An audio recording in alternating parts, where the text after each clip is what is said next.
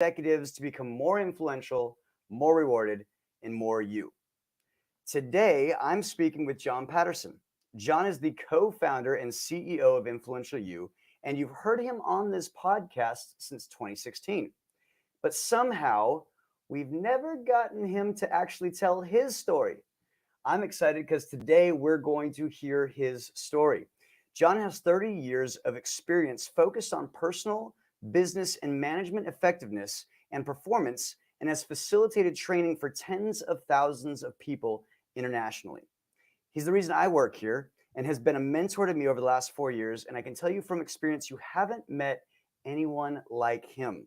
He lives here in Ojai, California, and I'm excited to hear his story on today's podcast. Please welcome John Patterson. How was that, John, for an intro? Can I That was great. Another that was week? Really great. Another week at your company, you think? At least. This is really fun for me because we have been doing this podcast for over 6 years. And I say we now because I get to be a part of that as the co-host. Part of the we. And we somehow have never heard your story. So you know the format, you know how this goes. We talk about before Influential You, after Influential You. Tell me a little bit about your journey. How did it start? How did this whole idea begin? Where do you come from? Wow, lots of questions. Well, I was born. Gosh, there's so much. Well, I think what really matters to know about me is that, like any one of us, we have a kind of a pathway, a trajectory of our life, and I've had all kinds of experiences throughout my life. So I went to Texas A&M University, kind of accidentally, but anyway, I went to Texas A&M, got a degree in environmental design, and one of the things that you should know about where all of this started was I happened to have a friend of mine, Donna, Donna Kakmar, and she said, "Oh, you got to go to Italy. We're going to take this trip to Italy. You got to go." And I said, "Well, my parents would never let me go." I called my parents. They said, "Oh my God, you got to go." Oh. So I went, and I had the opportunity to be there with this professor, Paolo Barucchieri, right? All right. And Paolo would take us around to all kinds of places throughout Europe. I was there for a little bit before the semester, a little bit after the semester, and got to experience everything about Italy. Now, there's a couple of things that you should know about the birth of my sort of life at this stage. One was I was shocked to be in a world where things weren't familiar. People plugged in a plug in a different way. People ate it different. There was like the world sort of, my eyes were opened in all kinds of ways I didn't fully expect. And frankly, it was extremely moving because at this point, I only knew life from growing up in Texas. Yeah. And suddenly I'm in Europe and I'm seeing all kinds of things. By the way, I went to London and Amsterdam and Europe and Greece and all that stuff while I was over there.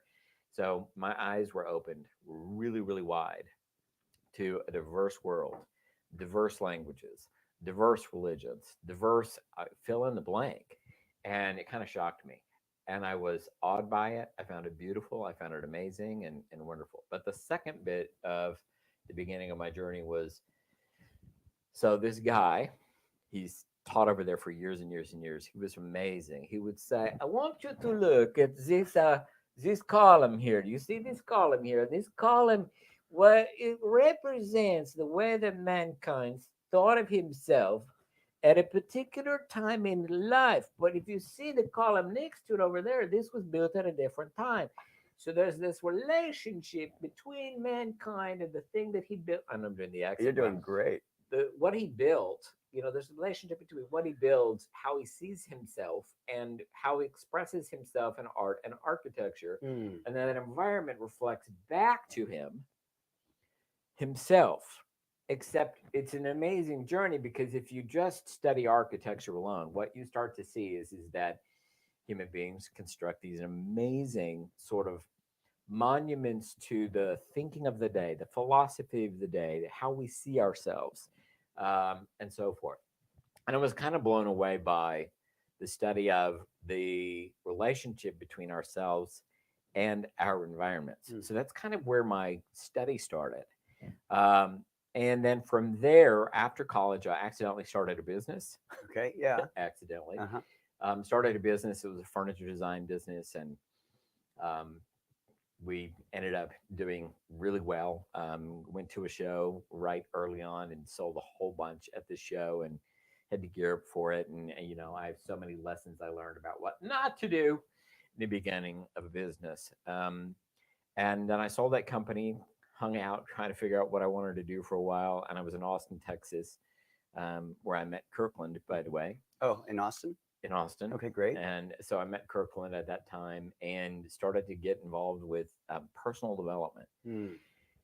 And I saw personal development as a sort of extension of the environment relationship between ourselves and environment, because in Italy, we studied the built environment and how that shapes us. And in this personal training and development, we studied the linguistic environment, why we think the way we do, what thoughts shape us, what are the kinds of stories that we make up about ourselves and our lives, and how that shapes us. So it kind of seemed, in my view, the same sort of experience over time. I was always studying the relationship between ourselves and the environment. Hmm. Um, and then I don't know if you want me to keep going or Yeah, what. fast forward. Yeah, I come to the part. So, and you're being so knowing what I know about your story. You're being so nice to your. Well, I guess not nice. You're not telling us the whole story about what you set up in Austin and some of those things, and then you went to Chicago. I know you were working for that company, and then at some point you realized, hey, this isn't for me anymore. And so take us a little bit to that journey. When did you? What did you do for the next few You years want to after know that? about, so you want to know sort of what was the hardship that led me to, What led you to California? Kirkland, and What led how, you, okay. yeah. How did you get here? So let's see. Several things. One is just a bit about my background. I grew up in Texas, Mhm. grew up Catholic. Okay. At an early age, I started to deal with being gay. I didn't know at the time what that was or what that meant. Uh, you know, when, oh my gosh, I'm gay. Oh, okay. And then dealing with that, Mm. then getting myself involved with business, and getting myself involved with an educational company. What I started to struggle with and deal with ultimately was that I was trying to figure out who the F I was. Who am I? In a world where a lot of people had good ideas about what I should be, and about what I'm supposed to do and how I'm supposed to be and how I'm supposed to act. And I had lots of those same ideas. I would love to say, look, the world has a view of how about how I should be, but I also had views about how I should be. Mm. I should be a this and I should be that.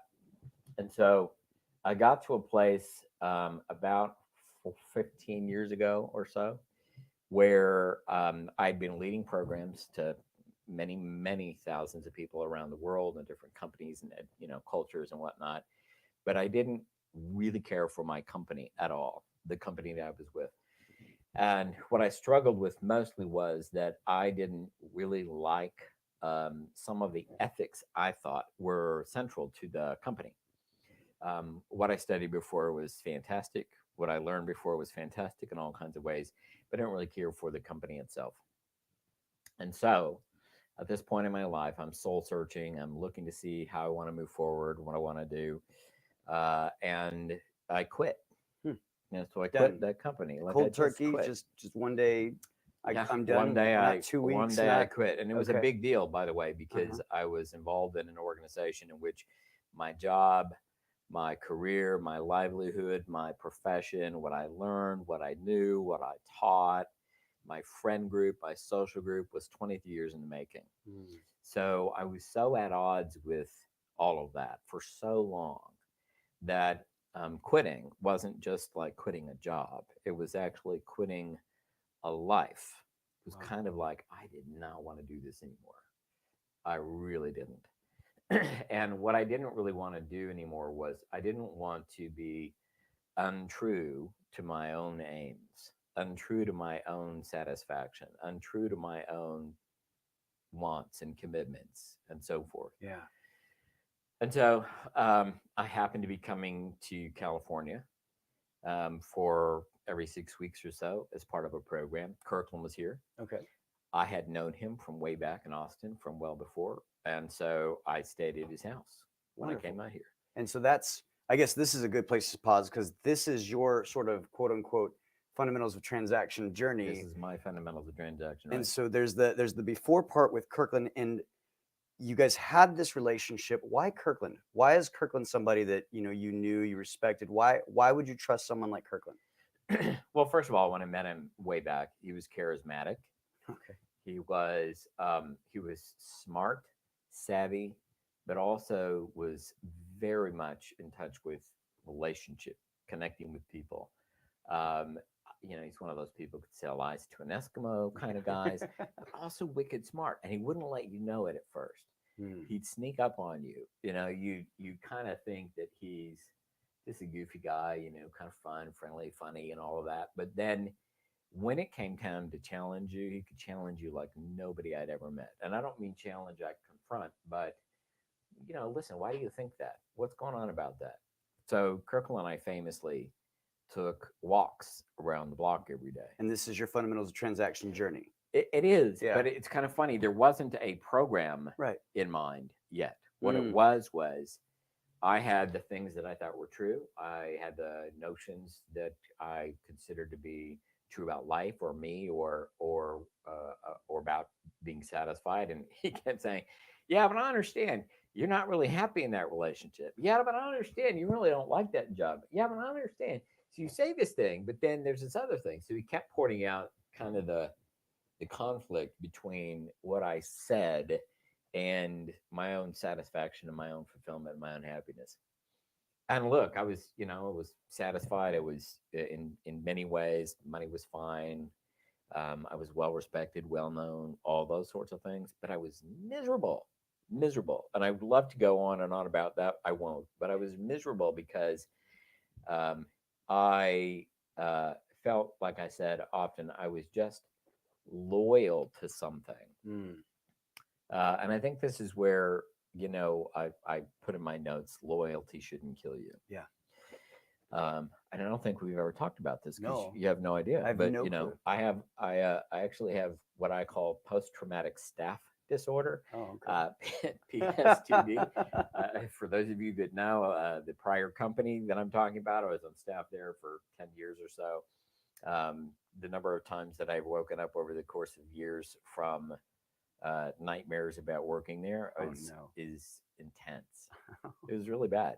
It was really bad. Yeah. A ton of pressure to perform and produce things that were not possible to produce, but still expected. Yeah. Very And much be as if, playing. as a sales guy, I said, I don't care if you have any resources. You need to go produce that contract today. I don't care if you have 10 other things on your list. I don't care if you eat or sleep. You need to go do that today. Yeah. I'm exaggerating a little bit Sure. to make the point, but it's very stressful. Yeah. And I was in a relationship that was similar. Like, I need to be in that relationship no matter what. I need to be in this job no matter what. And there was a lot of sort of keep your word no matter what going on. Mm. And that's what Kirkland really confronted. Mm. Now, in the fundamentals of transaction program, we have this whole module, as we know, as you know, about umbrella ethics. Yeah. So I had this ethic that was more like do what I said I would do no matter what. Okay. And Kirkland challenged me, but what if your aims change? But what if the environment doesn't?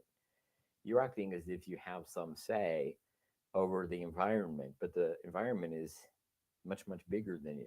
Yeah. You're acting like you have a say about, whether or not it rains or not. You'd have no say about that Yeah. stuff. You can't control it. So there was a lot in what I had learned where I knew ambition to be something like I get to say how it's going to go, and I am Yeah. going to will my way Right. into this. I'm going to make this thing turn out. If it's to be, it's up to me. And so much of my life was about honoring that particular ethic and set of practices and so forth. And Kirkland would keep challenging me and saying, dude, you're just not responsible for that. You live in the world. You don't have that kind of say.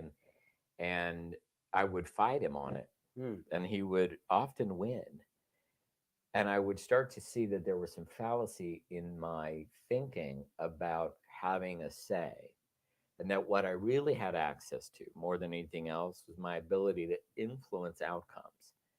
But ultimately, I'd either influence the outcome in the direction I wanted or not. Mm. So, did I have some influence over the environment? Yeah, but I don't have some ultimate say about how it's going to go. There are many, many other things involved. So, Yeah. this is about the time that he keeps challenging me on, like I said, dozens and dozens and dozens of notions. And I knew also, you've been around Kirkland for any length of time, you get the sense that he's seeding something, Yeah. like seeding an idea. He calls it dangle dangle a lot of times. Some of you may have heard Nowadays, me. you might, yeah. I've gotten that from him. Yeah. So, he's seeding something. And what I come to realize is that he sees my talent, my skill, and my, all of the things that I've done over the course of years, and understands that I an amazing asset for something, and that if we just got me more able to transact effectively rather than try to make shit happen, like make it happen, Yeah. force it, Force it. will it to be, that I'd be pretty bulletproof. Yeah. So, and it was in all of those kinds of day to day walks around the block that he would then say, well, I want to introduce you to this concept. And if Josh, you know a little bit about this for our audience. Kirkland's early days were spent in part of a mastermind group and several different organizations. And fundamentally, he got to, retire at a particular age very early, but he was always grabbing on to the principles and practices of everything that he had learned, and hoped one day he would write his memoirs Oh. about some of the things that, if you're studying here, you now get to enjoy. Because at some point in all of this, I said, this needs to be something. Yeah, that eureka moment. What was that? This is where I wanted to hear that. When you had that moment of, we're going to start a company. I've heard a couple versions of it, your version of it, and then what were some of the stipulations and rules that Kirkland said in order for him to buy in and be a part of that company? Well, as the story goes, in my traditional inventor personality way, I walked down the stairs and said, it's called influence ecology, and we start in January, and I've got 3 people registered, and in fact, that did happen, and it happened almost exactly that way, because about a year earlier, so that was a moment, right? But about a year earlier, Kirkland and I had been doing those walks. I hadn't yet moved to Los Angeles. I was just visiting every 6 weeks, but chose to move there. And I was staying at his place for a bit before I found my own place. And we'd continue our walks. And he had these 4 papers that he had written. And I don't know if you've ever seen these or not, but they are these 4 papers, and they're called the fundamentals of transaction. Okay. And each paper represented each of the moves in a transaction, Okay. which you now know are Invent, perform, present, fulfill, and complete. Yeah. And that was it. That's all there was. There was Okay. these 4 papers on those things, and the personalities sort of correlated with those things. And that was the fundamental something that existed. And so there was a lot in his background that we got to credit him with, because there was a ton. Plus, my God, the research he does. Yeah. So there was all of that, and then he was working with a young business professionals group in a chamber, and was working with those individuals, and those individuals in that chamber who were reading those 4 papers, and he was working with them on understanding it. Those were actually the first, what we now call the first fundamentals of transaction programs, because the first 2 or 3 of those groups that did the work that he was doing with them, they were having these amazing results, these unbelievable results. And you may or may not know this, but I was at the time not really interested in training and development. Remember, I have post-traumatic staph disorder, so I'm not really interested in being part of any of that. Mm-hmm. What I'm interested in is going back to my first love, which I was originally going to get into SMU for radio, television, and film, and ended up at A&M, where I thought I could just do the same thing, but no, I could only do architecture. So I ended up, okay, I'll do architecture.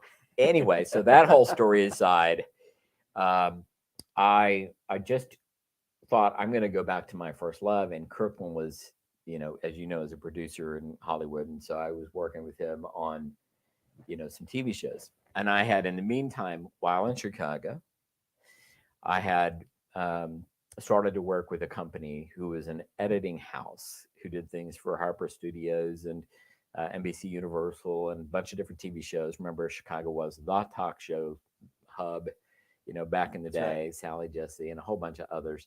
So they were doing all of the editing for some of those NBC Universal shows. Okay. And because I was back and forth between Chicago and LA, I was given television shows to come out and sell Wow. in Hollywood. Yeah.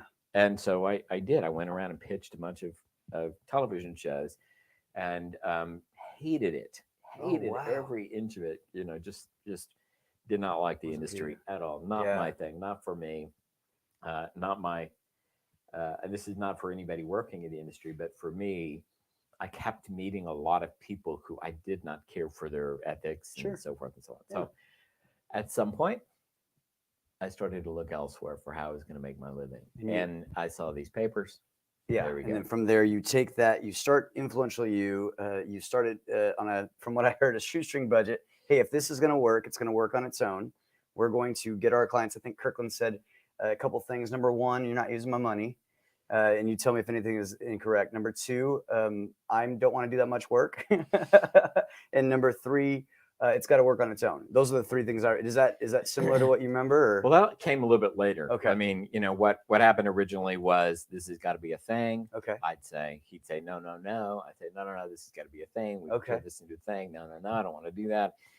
He was dealing with, I don't want to lose my freedom by having to now deliver programs. Yeah. I don't want to lose my freedom by having to construct some documents and so forth. Yeah. And I kind of forced his hand. Okay. By, again, with the famous story, walking to his office and saying it's called Influence Ecology. And we started in 3. Yeah. But what we did then was, because we knew we were starting in January, we then wrote all of the papers for the Fundamentals of Transaction program, some of which we wrote while delivering it so we could sort of validate and modify along the way. And by the end of that program, we had a full program, the very first program that we led. And we still have people participating to this day that were in that first group, quite a few of them. Yeah. Along with so many others that have participated ever since. So good. Now, if you're just joining us, John Patterson, co-founder and CEO of the company I work for, Influential You, and we're hearing a little bit about his journey. Up to now, you've basically set us up to where you started it. Now, since then, it's increased. It went from one program to now a 4-year curriculum. In fact, now we've got the new Thrive program. And if you're a client of ours, you will already see it inside of your dashboard. And the Thrive is now a brand new thing that we're doing. So you're expanding this company. What has happened since then? What has changed in your world since your Fundamentals of Transaction journey with Kirkland? What has changed in your life since that and now? Where are you at now?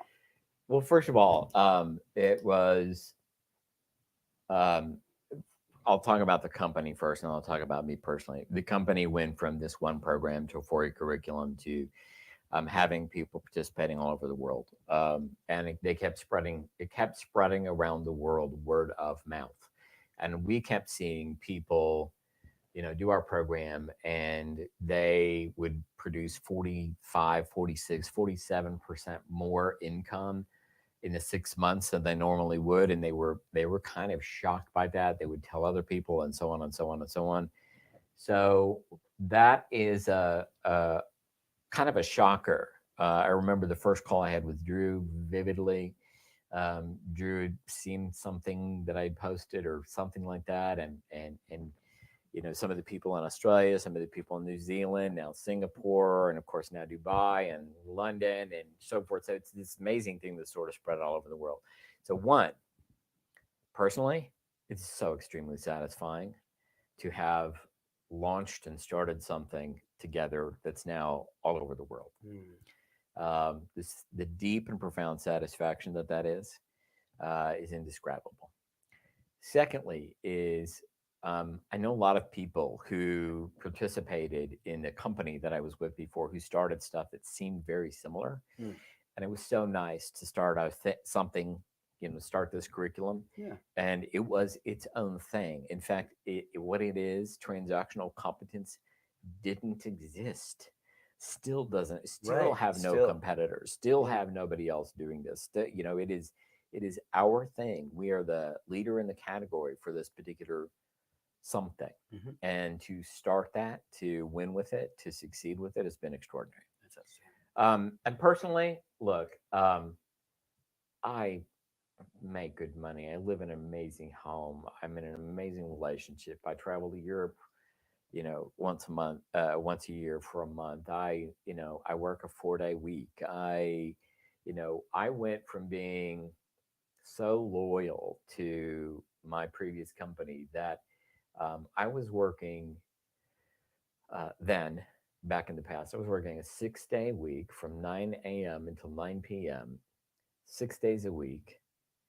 And my job was to go out and get on the phone and sell programs all day long. And in the night, lead them. And on Friday nights, lead a program to train people to do the same. Hmm. And I was really good at it. It was great. It was satisfying, all that kind of stuff. But in the meantime, my health suffered. I struggled. I so it went from all of that, all the talents that come with doing something rather intensely and ambitiously, to I kind of have it all. Like, I'm really satisfied in so many different conditions of life as we teach it, just Hmm. just as we teach it. And by the way, some of those things sort of came about by virtue of Kirkland and I going, well, wait a second. So so your money's good, but your health sucks. Okay, now why is that? And well, wait a second. So you love your job, but you hate the activity. That doesn't make sense to me. And well, hold on 1 second.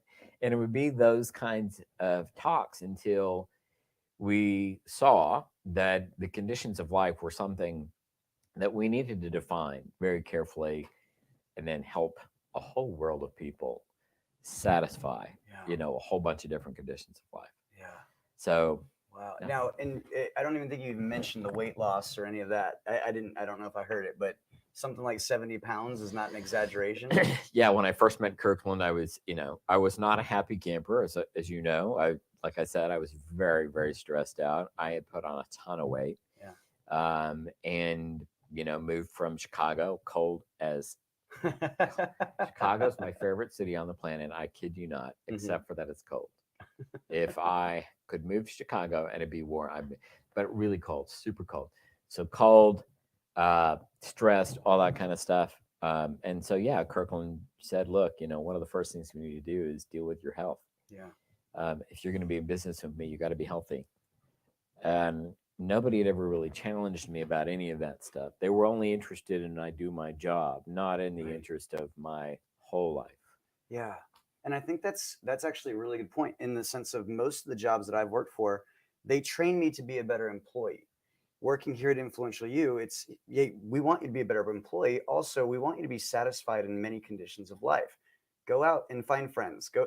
I remember the first month I was here, I had a little bit of my own PTSD from bouncing paychecks and different things that were going on. And you said, "What's that about? Why are you doing that?"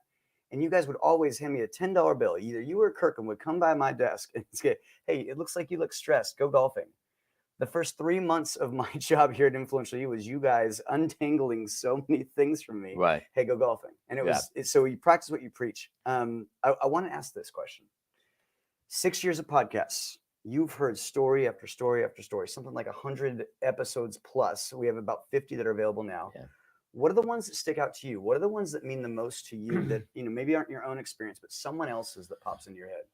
Well, I think one of the first ones that stands out is Marcus Bell. Marcus Bell is an amazing student, still with us again from way, way, way back. And he talked about the importance of practice.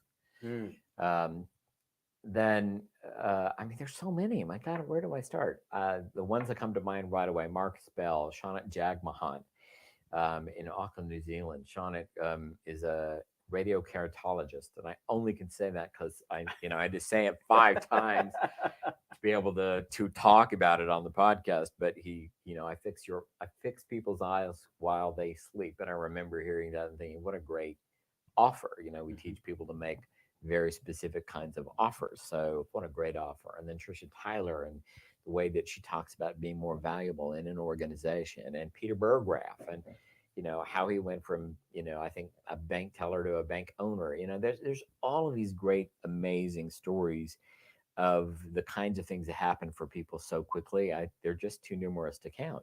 I could talk about them forever. I love that. We only have 20 more minutes, so I better get to the good other questions, or else we'll talk about that the rest of the time. Here's one. Entrepreneurs, you were in an existential crisis, is what you put. I was in an existential crisis. I'm now going to start another business after trying this other job.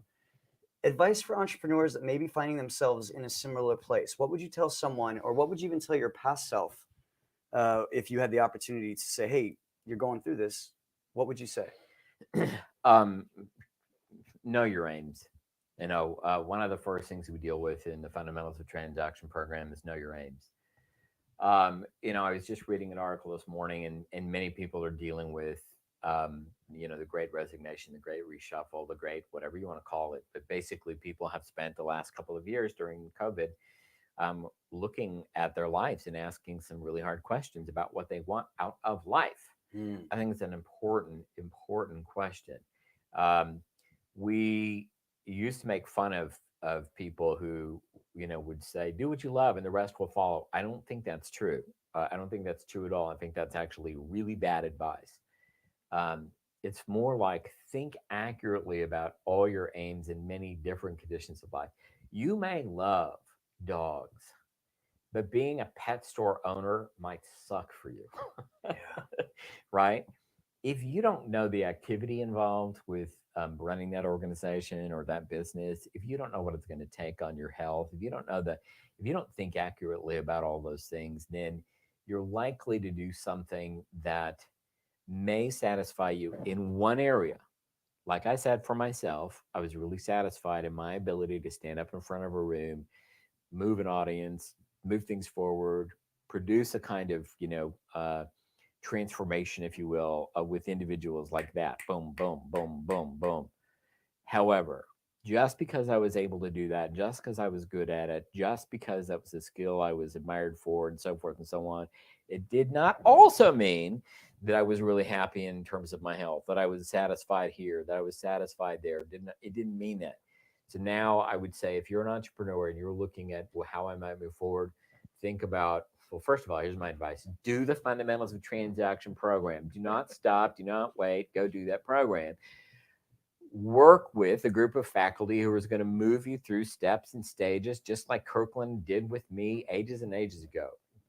Get the help to move through those different spaces and find out what it looks to think accurately about your health. What does it look like to think accurately about your money, and so forth and so on. Yeah, I love that. And just another tag, there may be a 15-minute link somewhere on the website. You can just talk to me and we'll have a wonderful conversation about That's it. right. Thank you for that plug, John. Here's a question for you that might be hard. I like hard questions from Yeah. you because I love your brain. Um, what would you change about your journey? Is there anything you'd change about the way that you kind of went, like how that went? What would you do? It's funny, that question. I don't love that question I knew you would. because it's always in hindsight. Hindsight is, you know, hindsight's not for me. I'll Mhm. say it this way: as an inventor personality leaning into the future, I don't know if I change anything. I love who I am, and I love all of the ways that I skinned my knees along the journey, and ended up learning stuff that then helped me be a better this or a better that. So I don't know that I have anything I would change. I like that. I wanted to ask you this. Influence Ecology went through some major changes over the last couple of years. Yeah. We changed to Influential You as we have now. You talked about kind of taking our own medicine and actually like looking at our company and our brand.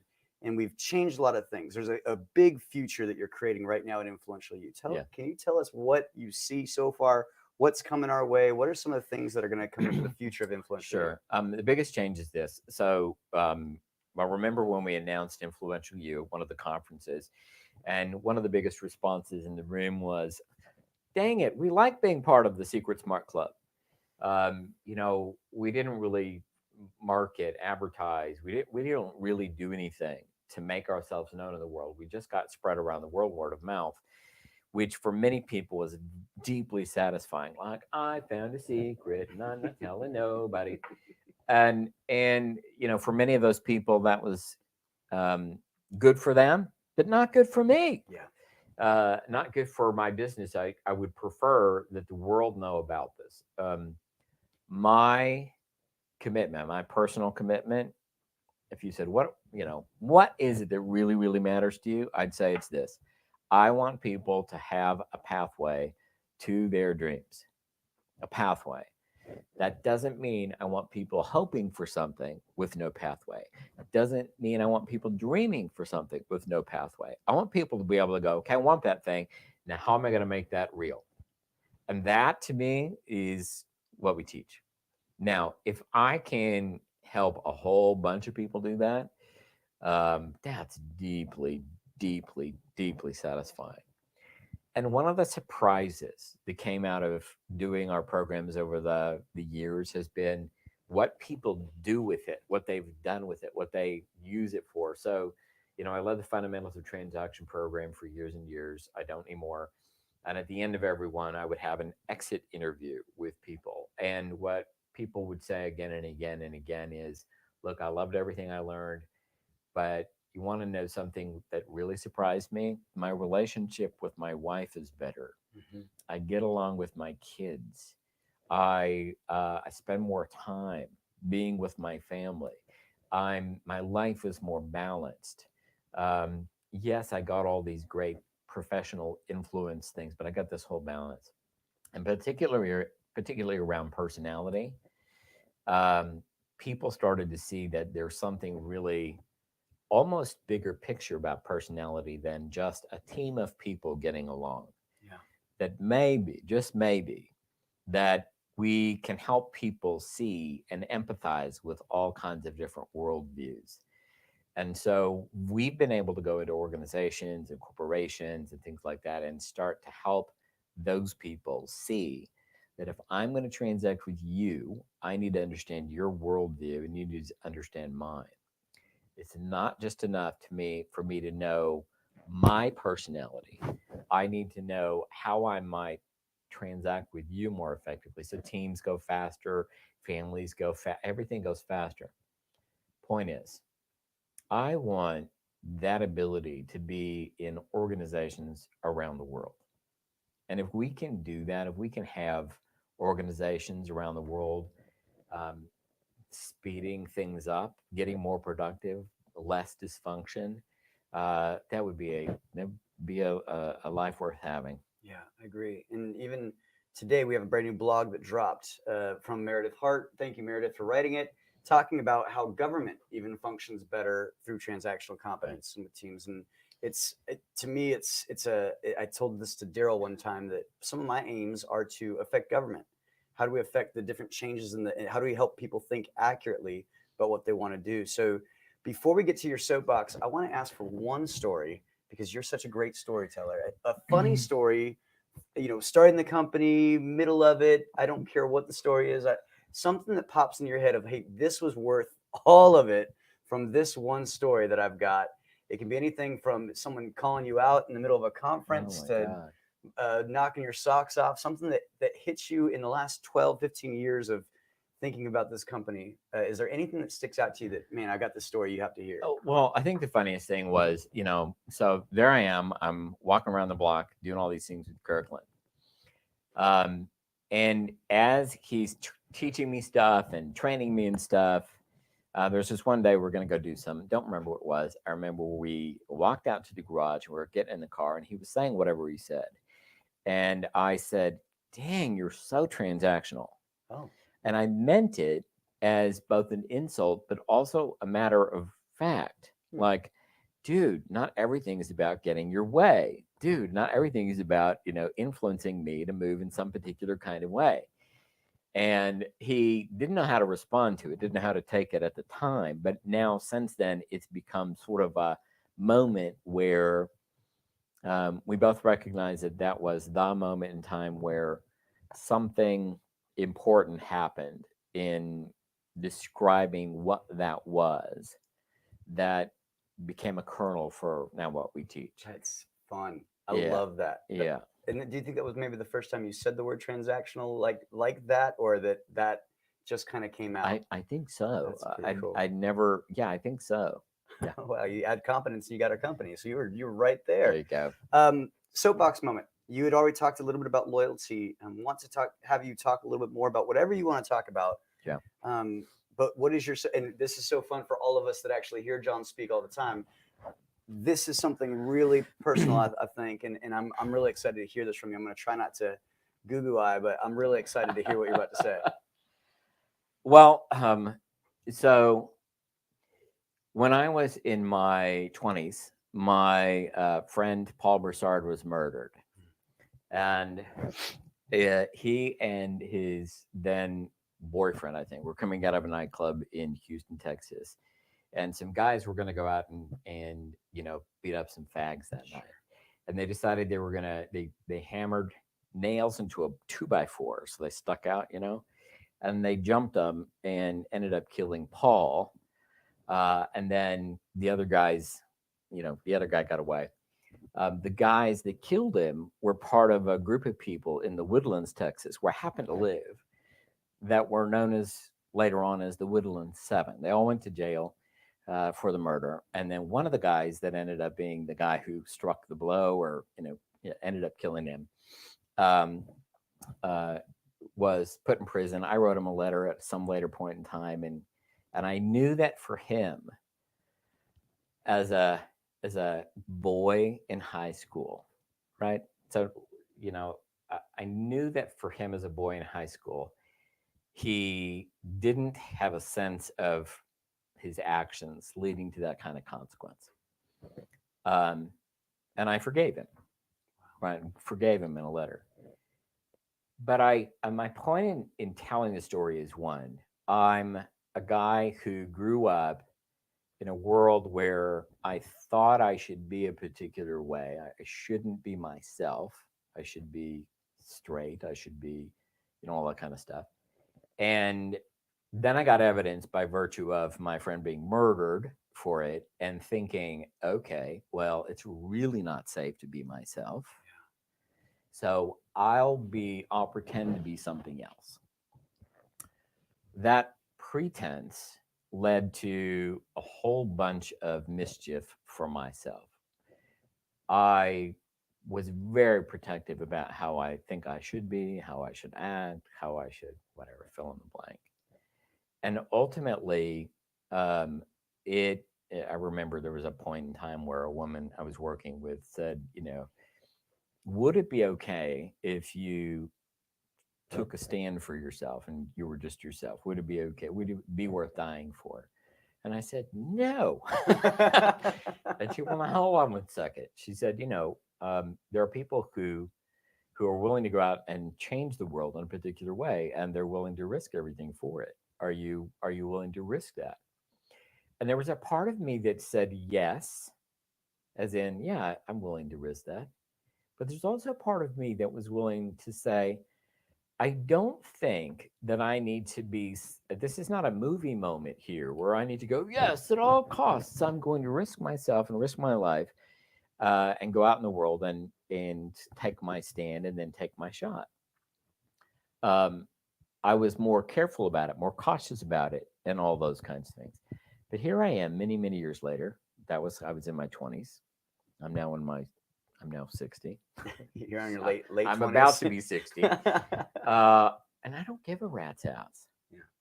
I really don't give a rat's ass. I think that if you're gay, you're gay. If you're I don't know, fill in the blank, whatever it is.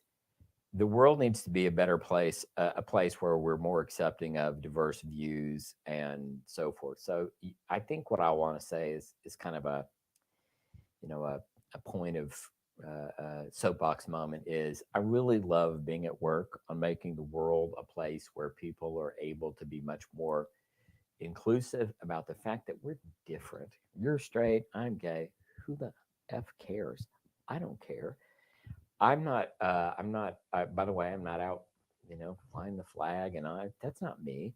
I'd rather be a human being first and foremost that's doing an amazing job, but good God, it's amazing to know that I have the capacity to see, so glad that I got to see life through this lens where society wanted one thing of me. And I had to ask myself some really hard questions about who I am and what would satisfy me.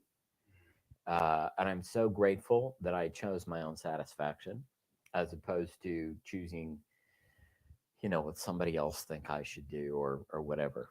And it was those walks with Kirkland that helped me realize, I get to say how this thing's going to go.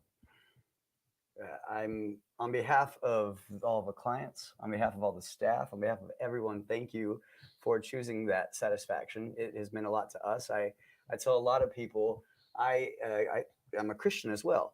And studying with these gay, agnostic boomers turned me on to Christianity and helped me realize there was something in my life that I needed to fill and spiritual. So Yeah. on behalf of me personally, and on all of the opportunities that you've given me, thank you.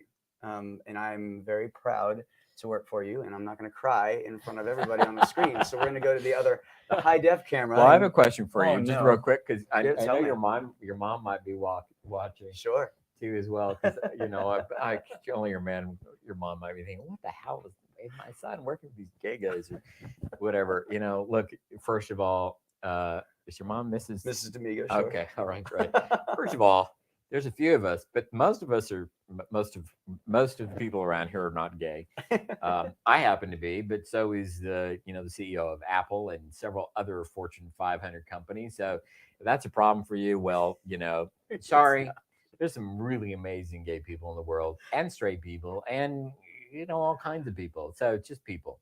And I really appreciate that you have really never had anything going on about that. You're really secure in yourself and who you are, but I think it's a testament to our what we teach, because we teach that there's an opportunity for me to understand what it's like to talk to you in your language, or me in my language, your personality to my personality, your personality, but also we have no commitment here at Influential You that it is our job to tell you what your aims should be. There's no commitment here that anybody here ever, if you ever hear from anybody, by the way, if you ever hear this from any of our faculty, please let me know. No one should ever tell you what your aim should be. That's yours to choose. Yeah. That's yours to decide. And my job is to respect it. So you may have an aim to be, to, I don't know, something very, I can think of all kinds of customers. I won't say name. Some customers who lean so far right, and some customers who lean so far left politically. And I have customers who are deeply, profoundly religious, and others who are absolutely not. But it's not my job to do anything except to support people in finding a pathway to their aims, period, end of story. And anything else is just a bunch of bullshit as far as I'm concerned. So there you go. I love that. And I apologize, Mr. Amigo, for saying a bad word there at the end. Well, I'll tell you this. She is very happy with the results that I'm having, because you guys, as she says, have actually taught me the lessons she's been trying to teach me for years, but I wouldn't listen. So that's great. But Mom, I love you, and I'm sorry for us always bringing you up in podcasts, but we love you and thank you for watching. John, thank you so much for being on. I'm going to take you off camera and just do my outro here, because this is my favorite camera. And if you didn't notice, I got to sit in John's table this week, and this is my side, and you'll probably never see me over here again, but if we're lucky. I'm so excited for you guys joining us next week. We'll have Gene Lloyd joining us on the podcast. I got to really know Gene at the Mid-Year Summit in Ventura, and you will not want to miss her story, and you will not want to miss an opportunity to dance with her at a karaoke club either. She's wonderful. Thank you for joining us today.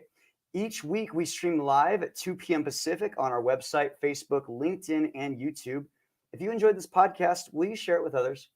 You can subscribe on iTunes, Stitcher, or any place that you get your podcasts. Don't be shy. Give a rating or review. Thank you, John Paul Severson. And we want to know what you think. Check out our show notes for links to connect with our guests, plus links to websites, books, or special downloads that we talked about in today's episode. This podcast is made possible by the Influential You staff, mentors, and members all around the world.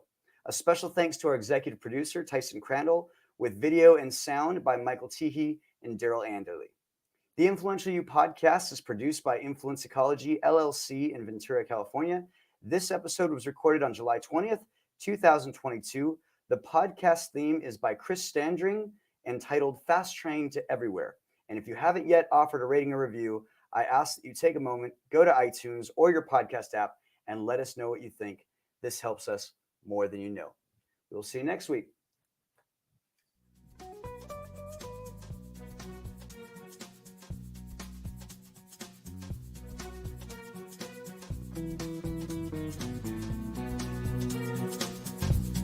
Thank you.